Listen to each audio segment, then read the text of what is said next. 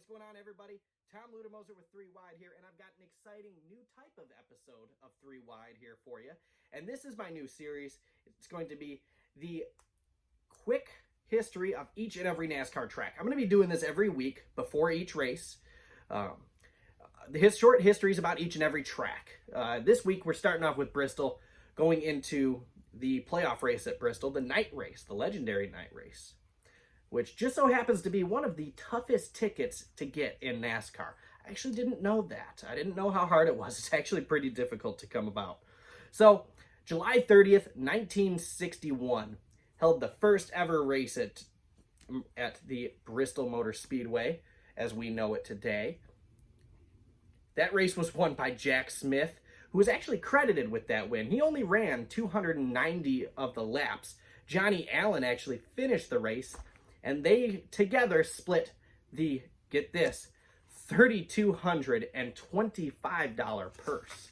So back then, that was some big money for motorsports. It was built in 1960. $600,000 is what it took for them to build that racetrack back then. It is located at 151 Speedway Boulevard in Bristol, Tennessee. Cost them $600,000. For those of you who may not be familiar with Bristol Motor Speedway, it's gotten some pretty cool nicknames over the years. And it's gotten some of these nicknames from its very unique profile. It has 2 pit roads. The banking on the track in the corners, somewhere between 26 and 30 degrees.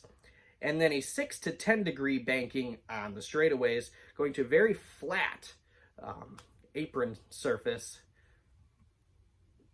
And that can make for some pretty exciting racing. We've seen some pretty exciting racing, some really exciting finishes come to mind, including the 2 races between Labonte and Earnhardt, both of whom spinning each other.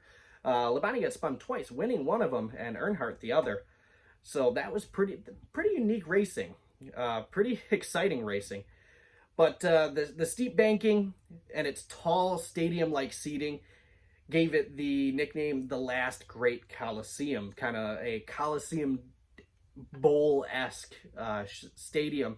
It is actually the 3rd largest sporting venue in the United States and 7th in the world with 162,000 spectator capability. Over the last couple of races, earlier this season and then this upcoming weekend, it is limited to 30,000 spectators due to the COVID. It's also been known as the Bull Ring, and the drag strip is known as Thunder Valley, and the world's fastest half mile, even though technically the racetrack is 0.533 miles long. The night race, like I said, is the toughest ticket in NASCAR to obtain. Both races, both at the spring or the late summer race, now we call it the playoff race, are 500 laps each, sponsored by many different big names, from Food Lion, Sharpie, all the way up to the NRA.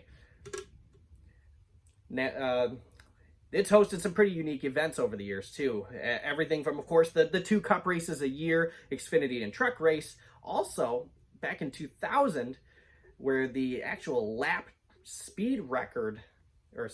time record was broken, and still to this day holds. They ran a World of Outlaws race on a clay surface over the actual racetrack itself. They've also held NCAA football as well as an NFL game back in 1961. So some pretty unique events going on there at Bristol. They got Colosseum, which a couple of years ago replaced the scoring pylon. The new big screen, 4 screens all the way around right above the infield, so to speak, the garage area of Bristol Motor Speedway. It's been a scene of, like I said, some pretty unique races, some pretty unique finishes, some great races, some great finishes, but also some pretty horrific incidents. Back in 1992, Michael Waltrip ended up coming out of the corner just a little too tight and ended up clipping the crossover gate in turn 2, just completely disintegrating the race car. The first person to make it to his car was his brother, Daryl, and they all thought he was dead, and he ended up just climbing out of the race car. You guys can Google that, and eventually when I do get some video editing software. I should be able to post that up here too, so you guys can see what I'm talking about. But go ahead and Google it. Check it out on YouTube. It's a pretty horrific wreck. So Jack Smith being the winner, first winner in the race. It was actually the first race to hold a race including the COT, the Car of Tomorrow, back in 2007. And that was won by none other than Kyle Busch, KFB himself. And he infamously got out of that race car, interviewed in pit lane, and he said how horrible the race car was, that he absolutely hated it. And he got some pretty big doo-doo there for that.